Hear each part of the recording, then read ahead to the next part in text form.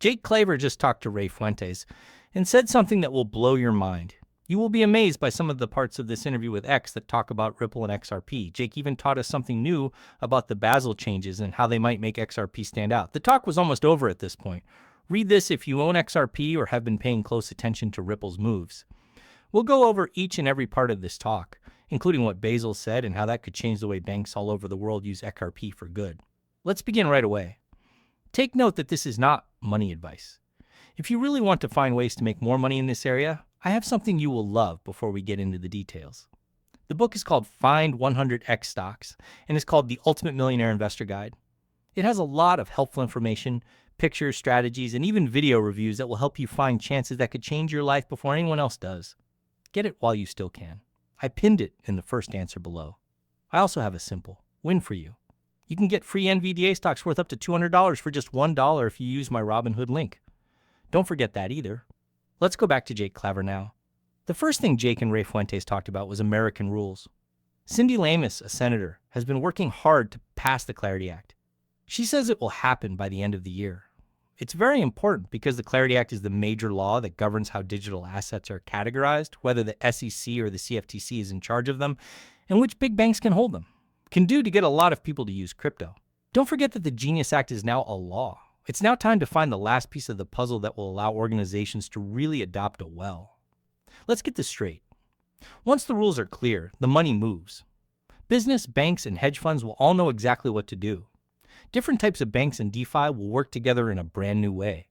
Jake further said that firms are being bought out and quickly joined together to create an ecosystem that mixes blockchain rails with traditional finance. It's getting bigger now. Jake told me that XRP worth more than $200 million is being used at Digital Wealth Partners right now. Jake helps run this hedge fund. Even plans that pay you cash every 3 months are being used. That's very interesting to me because it's not just speculation, real financial things are being built on top of XRP. At Digital Wealth Partners, the most important rule is that you should never lose XRP. The first rule is the second rule. It says a lot about how much they trust the asset in the long run. Jake didn't stop there. It was very clear to him that their goal is to become one of the most well-known banks in the area. He said they don't want people to feel like numbers. They want a bank like BlackRock that cares about people and their goals. When you think about the future in that way, it shows that you want this business to go big, not small or narrow. A lot of the banking system is run by assets like XRP. Now, Ray asked him about the economy as a whole, especially Japan's plan to have interest rates that are zero. Japanese banks used to pay people to borrow money.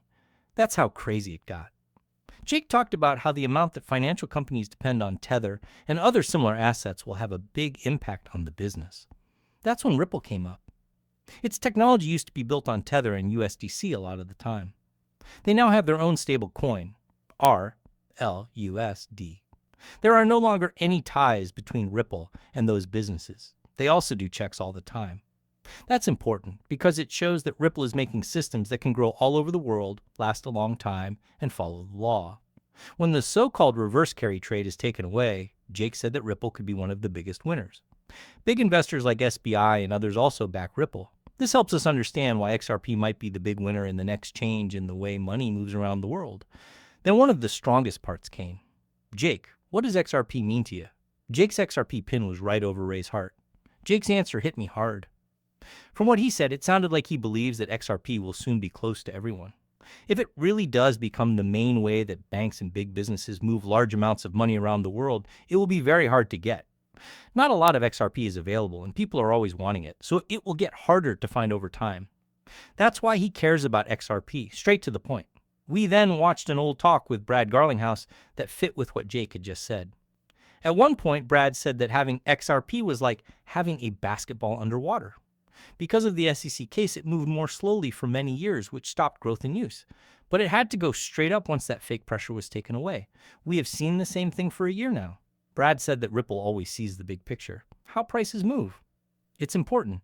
But what's more important is how XRP will help create a value-based internet over time. Check it out. It's pretty much a race between Ripple and Swift in the global payments message market. XRP is added as the fast settlement layer, which means that all of Ripple's communication and payout parts are in one place. That's a crazy good deal. Let me tell you why this is so important. Before the case, Ripple couldn't work for years. But now that the case is over and things are clear in the US, Ripple can work again.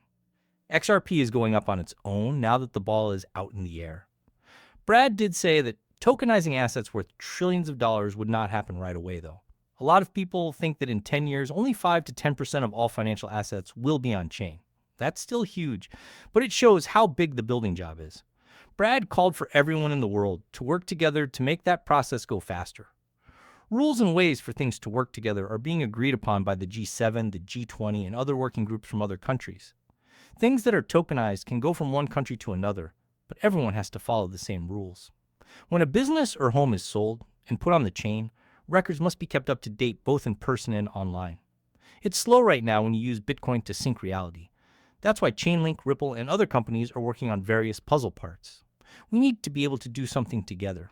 One thing won't be able to run the whole system, but XRP is set up to be one of the most important parts of it. I agree with you too. There isn't much longer to wait for XRP to pass Bitcoin as the most valuable cryptocurrency. Brad asked how much people want to buy to end the conversation. If there is demand and a way to stop new money from coming in, like the SEC case, the PR and ICE will just go up. Think about Bitcoin ETFs to see this. That market wave is just getting started. Now think about what will happen when XRP is held by banks, state institutions, and reserve assets. They will be more popular than ETFs right now. Basel is important when we talk about trusts and stocks. This is where Brad's and Jake's chat took place. A view went well together. Basel is important when we talk about trusts and stocks. The Basel Committee letter from August 2025 had something in it that not many people are talking about right now.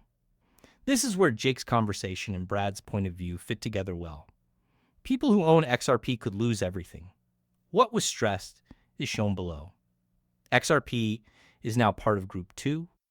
It is a cryptocurrency that banks all over the world can trade. Remember that. Group 2 under Basel. A group is more than just a name.